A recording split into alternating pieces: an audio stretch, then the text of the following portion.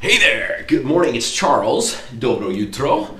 It's early morning here, and I get a wonderful message for you today from another American that has some questions. You're gonna love this kid, man. I already love this kid, and I don't even know him, but I can tell he's a good man. Makes me very proud to be an American today. Listen to this young man. Hey, Charles, I've been watching your videos for a while, and I have even shared quite a few at my school. I live in Las Vegas, Nevada, where I am president of my high school's Serbian Heritage Appreciation Club. Serbian Heritage Appreciation Club, fantastic, that I made at my high school. For others, I made for others like me who are interested in learning more about Serbia. I have a few questions. I would love if you could make a video to answer them that I would play for our club to watch. First off, I was wondering what the proper etiquette is while the Serbian National Anthem is being played or performed. In America, we put our hands on our heart and it is acceptable to sing along. What about in Serbia? Also, it would be awesome if you could explain a little bit about how the Serbian lifestyle differs from the average Americans. Personally, living in Serbia, what differences have you noticed? Finally, what do you think are the most unique and interesting parts about Serbian culture? Thanks a ton for reading, Charles. Gavin Brooks. Then Gavin, I wrote to Gavin again because I was so impressed. I posted on Facebook about him, and some of my Serbian friends said, man, I want his email address. How do I get a hold of him? So I wrote him back. He said, thanks for your kind words. I'm very excited for the video. First off, you and anyone else are welcome to email me at my email. I'll post this in the description.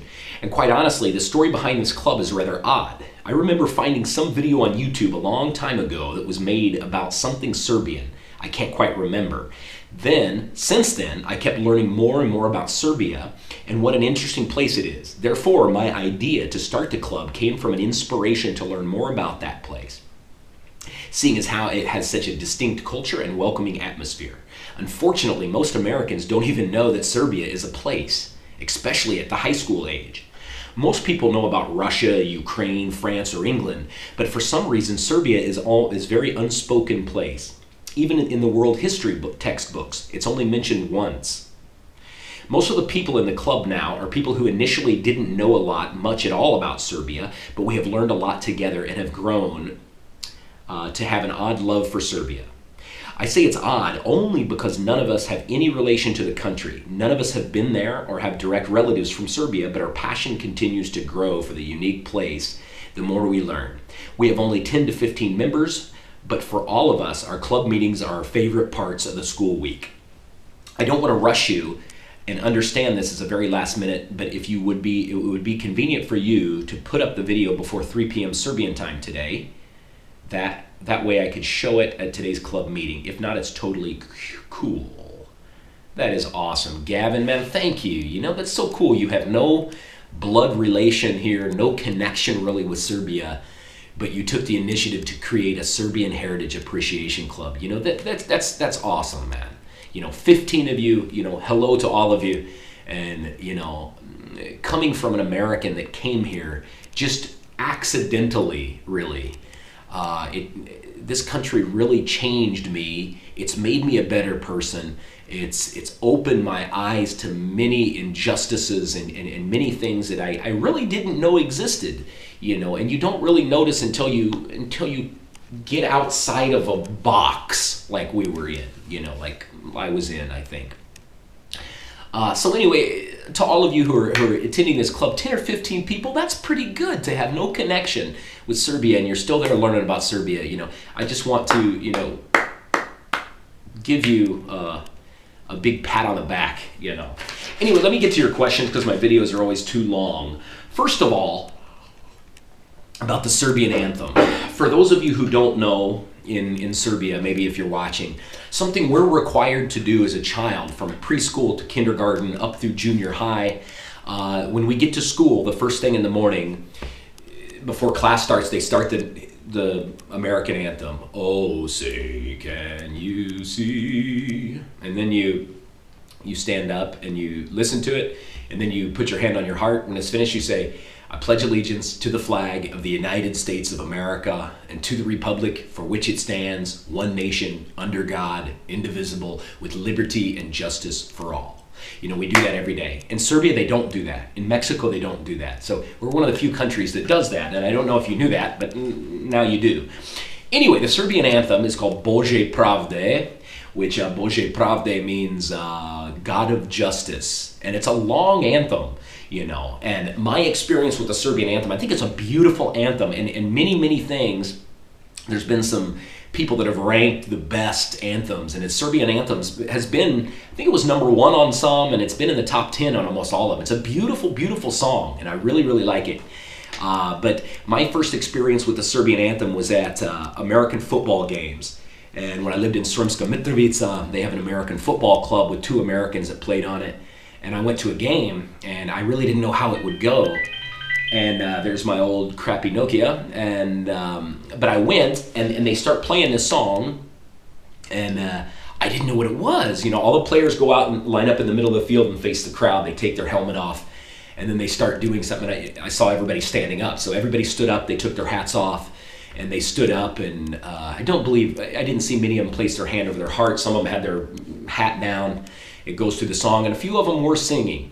I posed that question, your question, to many of my Serbian friends, and all of them said you can place your hand on your heart, but you must take your hat off and usually stand up to show respect. They also had the Serbian flag out on the field. So it's very similar to what we do. But I asked about 5 different people from different regions of Serbia, and all of them said that same thing. So I don't think there's any really specific little etiquette that's required, that's different from ours. So, but they don't do the Pledge of Allegiance or anything like that in their school.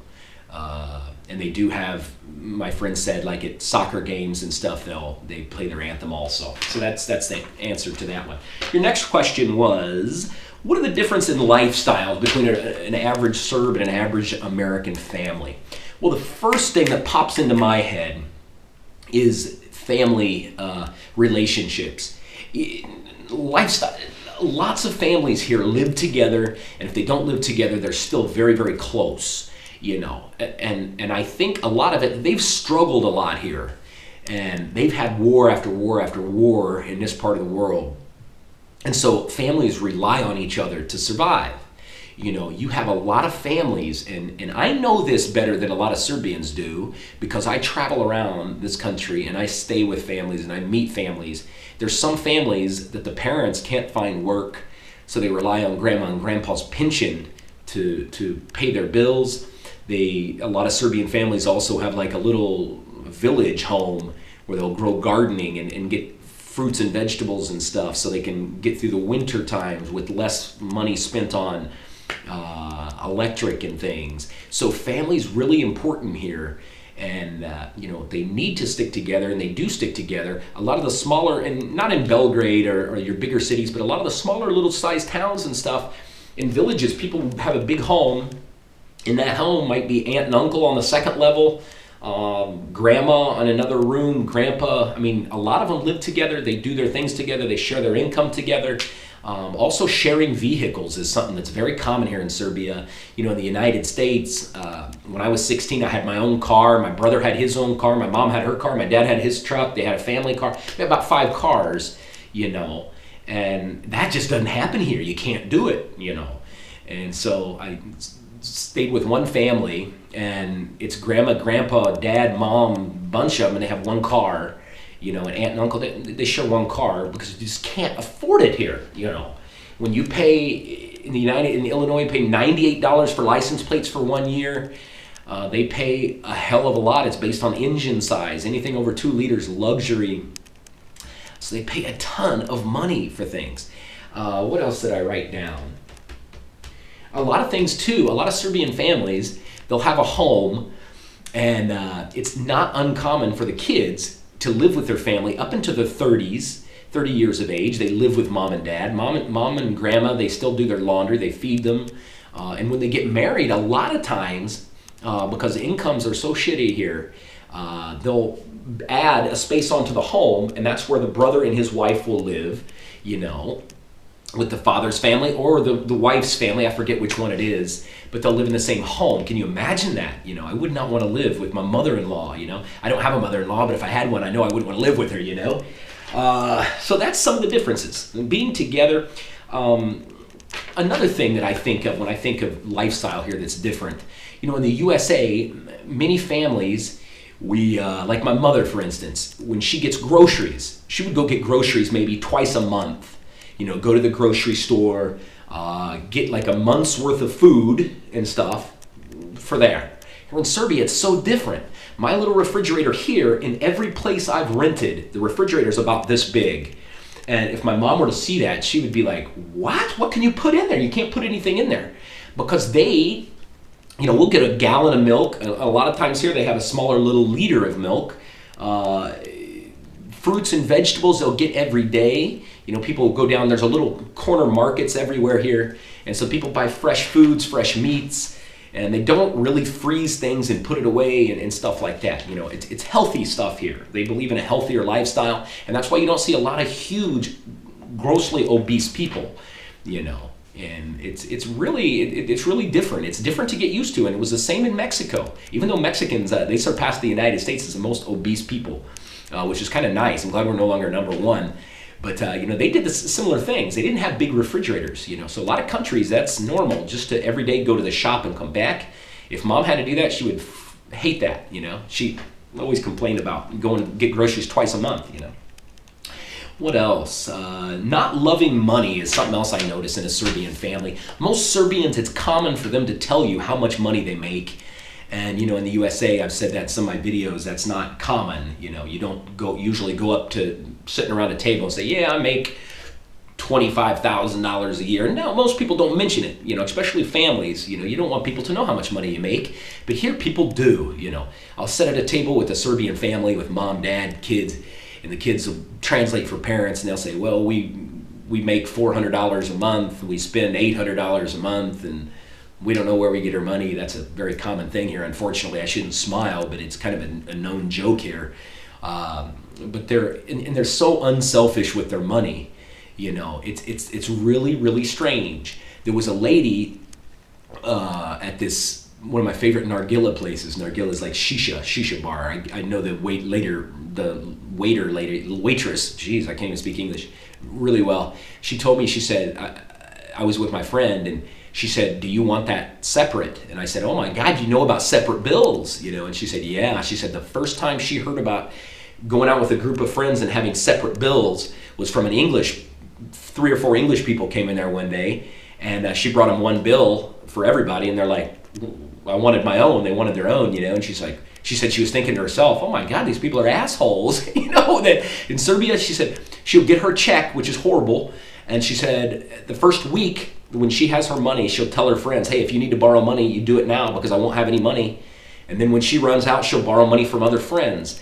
And you'll go out with people, there'll be 5 people, and people will throw in however much money that they have. And, so many times people have just a few hundred dinars, a few dollars, and they'll pay for you or their friends. And it's not a love they don't hang on to their money, like a lot of people. I'm not saying Americans are greedy, but it's just a different culture, to share, to be, and I love it. And that's one connection that I just found that I felt I was missing, that I didn't realize I was missing in the USA was just the social aspect of Serbian culture.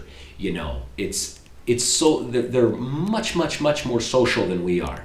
It's not uncommon here to have people call you nonstop to come for a coffee, to go here to have a beer, just to get together. People love to do it here, and it was strange for me because in the USA, I love my friends and we go out a lot, but not as much as you do here. It's like a daily thing almost for some people.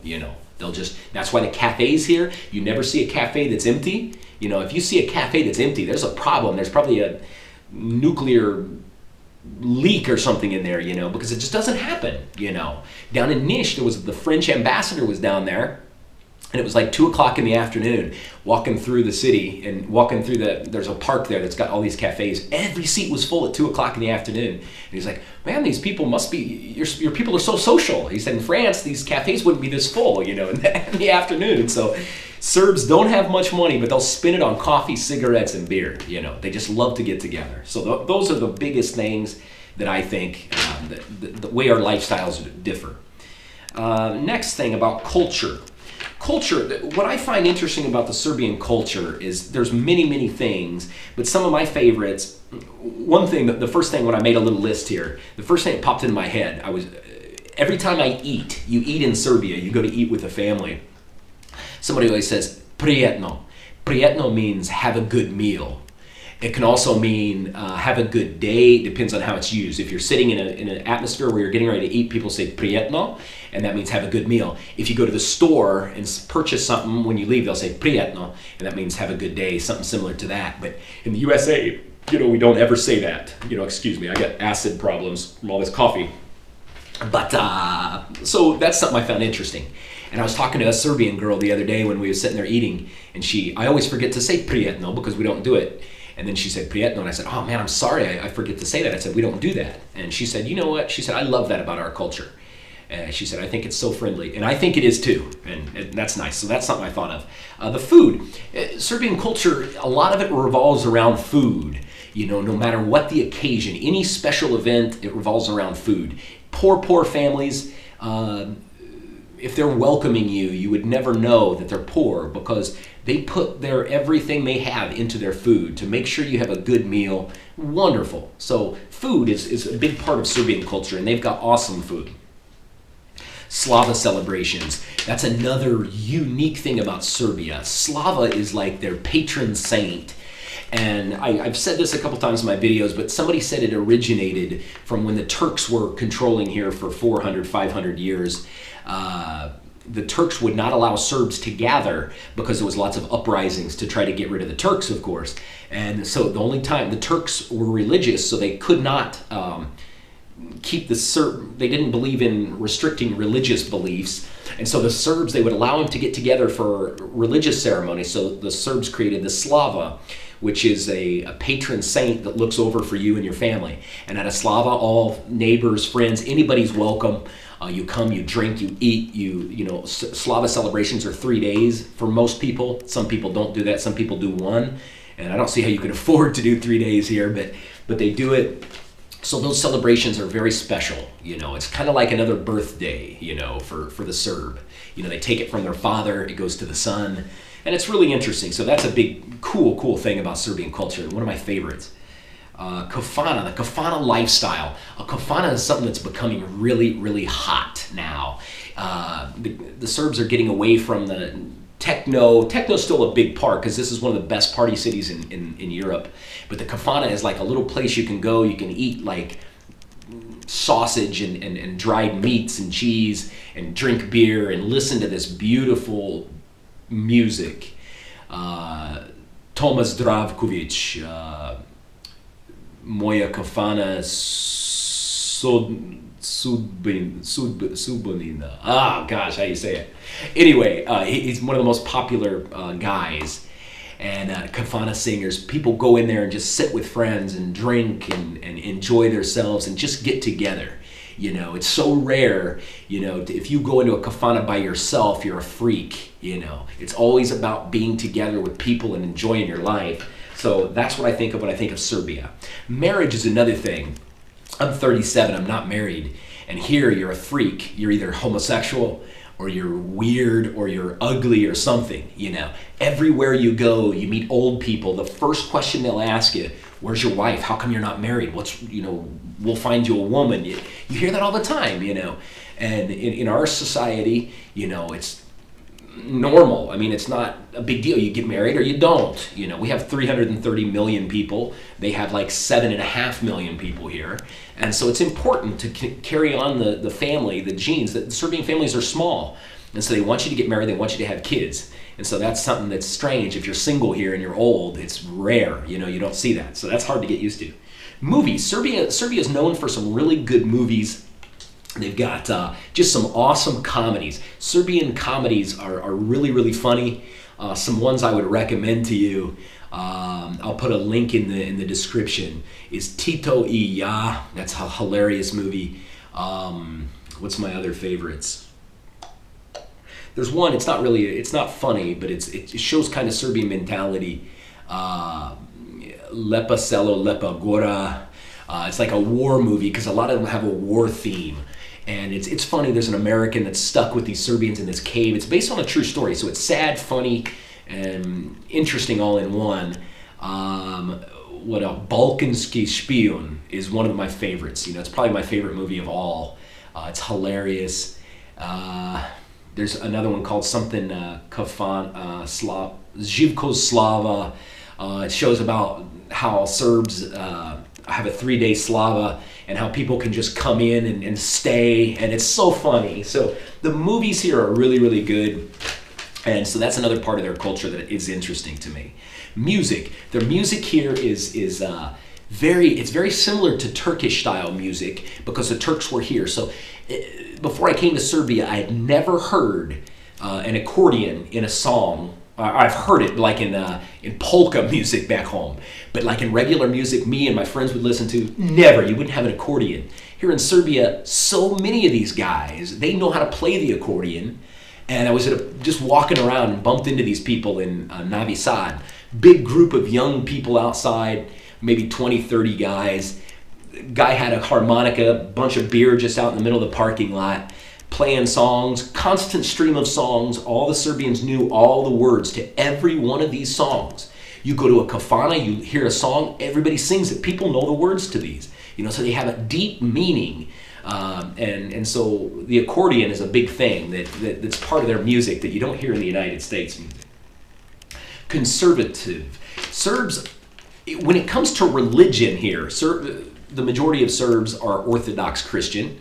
There is some Serbian Catholics here, and there's a lot of atheism because under communism, religion wasn't really allowed. Tito, I guess you could still practice, but it's not a big thing in communism because it's made to unite people and not separate people. But Serbs are very conservative on lots of social issues like homosexuality. Homosexuality here is not tolerated very well. They're very socially conservative people, but when it comes to religion, not so much, really. Serbians talk about religion in public. They have, even in their school system, in the United States, it's forbidden to have religious anything in the school, and I support that. But here in Serbia, on the 27th of January is a Sveti Sava. They have a slava for the schools. Each have their own slava, so the kids are off school. And so that's another thing. So they're a little more open with religion, and I was really concerned with religion when I came to Serbia because, of course, everything we see in movies and hear about Serbs is like, oh my God, if you're not an Orthodox, you're dead, And so I was worried because my family is Methodist, Baptist, Pentecostal, Catholic, Jehovah's Witness. We've got every religion in my family. And Serbs, when you go to a little city in South Serbia and you ask kids, Central Serbia even, you say, hey, who in here is Pravoslavac? Everybody raised their hand. It's like the whole classroom is. But people are not judgmental. They don't really hate Muslims. They don't hate Catholics. They don't hate anybody, But, so they're a little more open about it. They can discuss religion in public and things. And so that's a difference, too. Men don't, this is a funny one. Another cultural difference. In the United States, men are not as polite to women as they are in Serbia. In general, not smaller towns, yeah, but in bigger cities. This one girl that I know, she was in the USA on a work and travel, and she was in Baltimore, Maryland, and she said she'd never heard like a good-looking girl would walk by, and she'd always hear, or woo, look at that, people whistling and saying things to women. And she said in Serbia that does not happen. You never walk around here, and there's so many gorgeous girls here. Everywhere you go, you see a beautiful woman, but you never hear people whistling and saying, woo, hey mama, look at that, anything like that. They don't do that, So Serbian men are a little bit more, tranquil and respectful, maybe you could say, They're not to me. They treat me like crap, but to girls they are. Dressing up. And dressing up's another thing. I'm usually the worst dressed guy. When I first got to Serbia, I remember I had these flip-flops on. I'd walk everywhere in my flip-flops and shorts, and my Serbian friends are always like, what the hell are you wearing those for, man? Take those off, put something else on. I'm a shorts and t-shirt guy, I'm not very flashy. I'm comfortable like that. Serbians like to be seen, especially Serbian women. They don't have money, but they dress up like they're millionaires. I mean, you walk around, you look at these people, you're like, oh my God, her family must make thousands of dollars a month. You find out they make probably 200, but they look nice, they dress nice, they take care of their hair, their makeup, and they just look beautiful. The Serbian guys, Not so much really, but they have to have Nike shoes here almost. You know, tracksuits was common a few years back, really common. It's still kind of common, you know, for some of the guys having their head shaved. You know, with Nike shoes is kind of what I picture a Serbian man. But they like to be seen. They like to dress up. People judge you on your clothes, I think, a little more than they do in the USA. Especially in social settings, everybody's dressed really nice. So I'm usually the worst dressed guy. Another thing is culturally is the ability to touch people. And I think it really made a difference. And Serbians touch your Serbian guy friends. I hug my guy friends. I kiss my guy friends. The girls, you know, you always kiss the girl. You hug your girls. I find myself put my arms around people. I mean, it's made me more of a personable, loving person, you know, to be here. Because they're that way. That's how they are. And, you know, it's an amazing, amazing place. And I'm glad you guys are taking the time to learn a little bit about it. And I think your club is awesome. I would love for you to take some pictures for me. I'd like to write a blog post about you. And I would also love, love, love to get you guys to come over here to Serbia. I'm going to make some calls and email some different people and organizations and see if I can maybe help do something for you guys, because I think what you're doing is great. You're helping give a new face to America, and that's just as important as renaming and showing the world Serbia.